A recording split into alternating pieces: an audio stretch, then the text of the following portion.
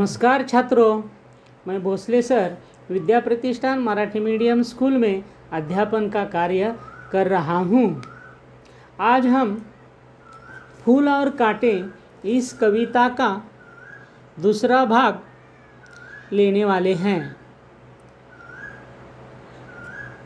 तो शुरुआत से एक बार फिर हम आप सब पहले यह करें, आप सब पहले हिंदी का पाठ्य पुस्तक निकालें।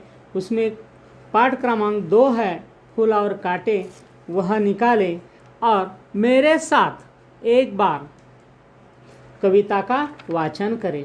है जन्म लेते जगह में एक ही पौधा उन्हें है पालता, रात में उन पर चमकता चांद भी, रात में उन पर चमकता चांद भी, एक ही सी चांदनी है डालता, एक ही सी चांदनी है डालता।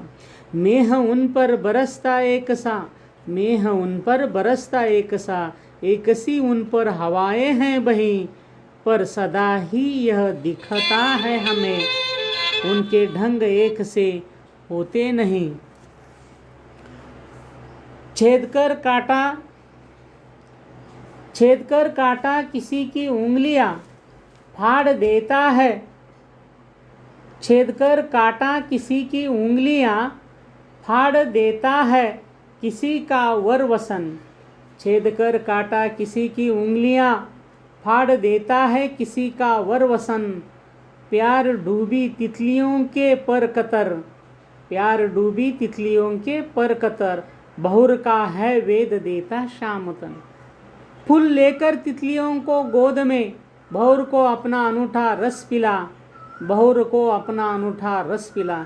निज सुगंध औ निराले रंग से, निज सुगंध औ निराले रंग से, है सदा देता कली जी का, है सदा देता कली जी की खिला।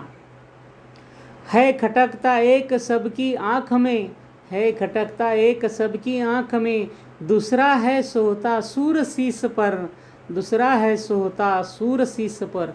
किस तरह कुल की बड़ाई काम दे, किस तरह कुल की बड़ाई काम दे, जो किसी में हो बड़प्पन की कसर, जो किसी में हो बड़प्पन की कसर। अच्छा, तो छात्रों, हमने यह कविता का वाचन किया है।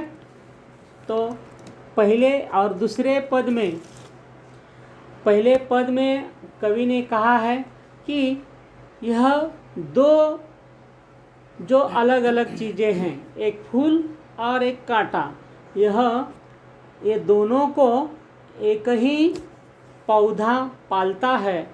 चांद उन पर एक ही चांदनी डालता है। मेह यानी बादल उन पर एक सा बरसता है और एक जैसी हवा, एक सी हवा उन पर बहती है। लेकिन यह समान दोनों को मिलने के बावजूद हमें यह दिखाई देता है कि उन दोनों के ढंग एक से नहीं होते।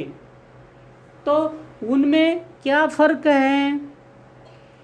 तो देखते हैं तीसरे पद में कि तीसरे पद में छेद कर काटा किसी की उंगलियां। तो कांटा क्या करता है? किसी की उंगलियां छेद देता है और फाड़ देता है किसी का वरवसन। यहाँ वर का मतलब है यहाँ सुंदर, वर का मतलब है सुंदर या श्रेष्ठ, और वसन का मतलब है वस्त्र, जो हम पहनते हैं वह वस्त्र। तो यह कांटा क्या करता है? कांटा किसी का उंगलियां छेद देता है और किसी का श्रेष्ठ सुंदर जो वस्त्र है वह फाड़ देता है। और जो तितलियां हैं फूलों पर मंडराती है, वह सुंदर सुंदर रंगों वाली जो तितलियां हैं, उन तितलियों के कोमल नाजुक पर यानी पंख क्या करता है? वह फाड़ देता है। कौन? कतर देता है। कौन? कांटा।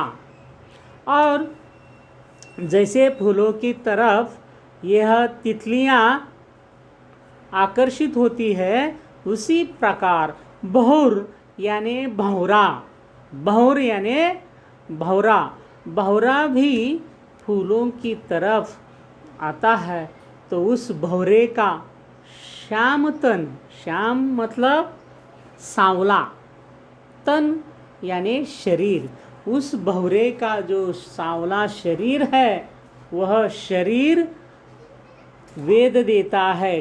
कौन? काटा, वेदना, वेद देना मतलब यानी वेदना मतलब क्या? घायल करना, वेदना मतलब घायल करना। तो यह जो काटा है, यह काटा बहुरे का सांवला तन या शरीर घायल कर देता है। तो यह काटा ऐसे काम करता है। तो अगले पद में देखते हैं फूल का क्या काम है। फूल लेकर तितलियों को गोद में भौर को अपना अनूठा रस पिला है, निज सुगंध हो निराले रंग से है सदा कली जी का खिला। तो फूल क्या करता है? फूल तितलियों को गोद में लेता है। फूल तितलियों को गोद में लेता है और जो भौर है, भौर यानी भौरा, उस भौरे का अपना अनूठा रस पिलाता है। अनूठा रस मतलब फूलों में जो शहद होता है वह शहद मधुर रस यह बहुरे को फूल पिलाता है। निज सुगंध ओ निराले रंग से है सदा देता कली जी की खिला। यहाँ यह जो फूल है वह फूल निज यानी सदा सबको सुगंध देता है और उसके जो निराले निराले रंग है, यह निराले रंग सबको मनमोहित कर देता है और सदा देता कली जी की खिला। यह एक मुहावरा है, कली जी की खिला। तो यह मुहावरा क्या है? जी की कली खिलना। जी यानी जी का मतलब है मन, जी का मतलब है मन। जी की कली खिलना यह मुहावरा है। जी की कली खिलना इसका अर्थ है खुश होना। यह मुहावरा है जी की कली खिलना, इसका अर्थ है खुश होना। तो यह जो फूल है, यह फूल सबकी जी की कली खिलाता है, मतलब सबको बहुत बहुत खुश रखता है। देखो, हम कभी भी किसी सुंदर फूल की तरफ देखते हैं तो उसका रंग, निराला निराला रंग, उसका सुगंध हमारे मन को मोहित करता है। तो उसी प्रकार यह फूल का काम है कि सबको खुश करना, सबको खुश रखना, यह फूल काम करता है। आखिरी जो पद है, 5वां पद है, वो देखते है। खटकता एक सबकी आँख में, दूसरा है सोहता सूर शीस पर, किस तरह कुल की बड़ाई काम दे, जो किसी में हो बड़प्पन की कसर। तो ये आखिरी जो पद है, 5वां पद है, इसमें दोनों के वर्णन किया है। तो एक जो है, एक कौन? कांटा। तो कांटा सबकी आँख में खटकता है। कांटा तो किसी को प्रिय नहीं लगता, उसका अस्तित्व खटकता है सबकी आँख में। और दूसरा है सोहता सूर शीश पर। सोहता यानी सोहना। सोहना का मतलब है शोभा देना। सोहना का मतलब है शोभा देना। और शीश, शीश यानी सिर, शीश यानी सिर। तो दूसरा है सोहता सूर शीश पर। एक तो सबकी आंखों में खटकता है, कौन? वह है कांटा। और दूसरा सोहता सूर शीश पर। तो दूसरा सिर की शोभा बढ़ाता है। किसके सिर की? सुर। सुर यानी देव, भगवान। उनकी सिर पर यह शोभा, उनके सिर की शोभा बढ़ाता है। तो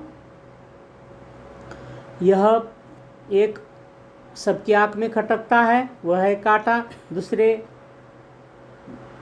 भगवान की सिर की शोभा बढ़ाता है, वह है फूल। तो यह जो है, यह किस तरह कुल की बड़ाई काम दे। कुल यानी कि जिस विशिष्ट कुल में जन्म लिया है, उस कुल की शोभा या कुल का बढ़ाई यहाँ काम नहीं आती।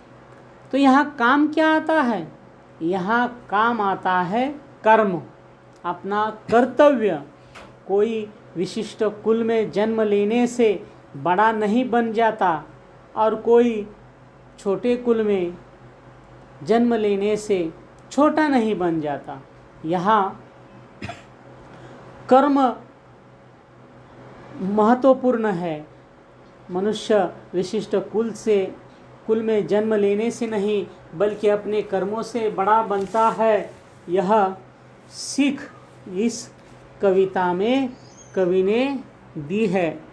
तो आज हमने इस कविता का अध्ययन किया है। तो अगली तासिका में हम इस कविता के जो कविता के ऊपर दिए अध्ययन है, स्वयं अध्ययन है, स्वाध्याय है और नए शब्द है, इनका अध्ययन करेंगे। धन्यवाद।